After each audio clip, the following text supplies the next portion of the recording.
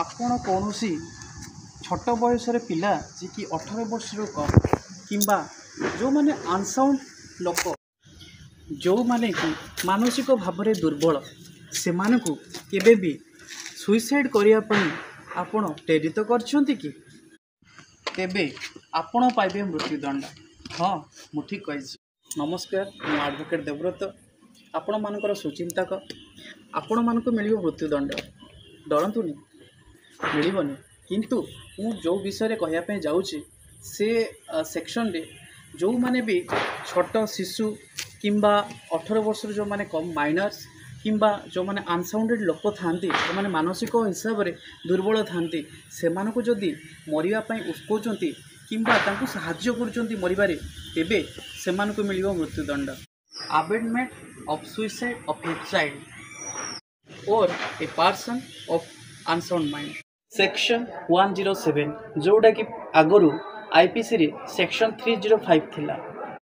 BNSର ଏହି ସେକ୍ସନଟି ଅଧିକ ଶକ୍ତିଶାଳୀ ଓ ଅଧିକ ପ୍ରଭାବୀ ଅଟେ।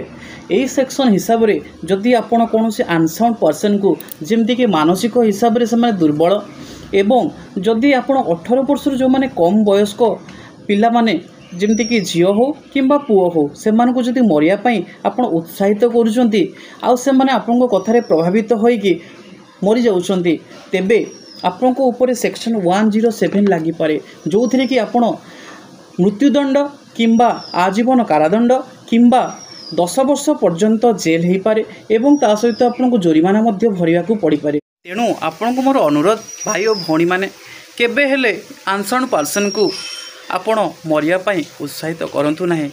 ସେମାନେ ବି ମଣିଷ, ସେମାନେ ବି ବଞ୍ଚିବା ପାଇଁ ଚାହୁଁଛନ୍ତି, ତ ବେକାରଟାରେ ତାଙ୍କର ଜୀବନ ପଳାଇଯିବ ଆଉ ଆପଣଙ୍କୁ ଆଜୀବନ କାରାଦଣ୍ଡ କିମ୍ବା ମୃତ୍ୟୁଦଣ୍ଡ ମଧ୍ୟ ମିଳିବ। ତେଣୁ ଦୟାକରି ଏଭଳି ଯେଉଁ କାର୍ଯ୍ୟମାନେ ଯେଉଁମାନେ କରୁଛନ୍ତି ସେମାନଙ୍କୁ ମଧ୍ୟ ଆପଣ ମନା କରନ୍ତୁ, ତାଙ୍କ ସାଙ୍ଗେ ଥଟ୍ଟା ମଜା କରିବା ପାଇଁ ମନା କରନ୍ତୁ, ସେମାନଙ୍କୁ ବଞ୍ଚିବା ପାଇଁ ନୂଆ ଆଶା ଦେଖାନ୍ତୁ। ଏହା ହିଁ ମୋର ଅନୁରୋଧ। ଏବଂ ଭିଡ଼ିଓଟିକୁ ଲାଇକ୍, ଚ୍ୟାନେଲଟିକୁ ସବସ୍କ୍ରାଇବ୍ ଆଉ ସେୟାର କରିଦିଅନ୍ତୁ। ଧନ୍ୟବାଦ।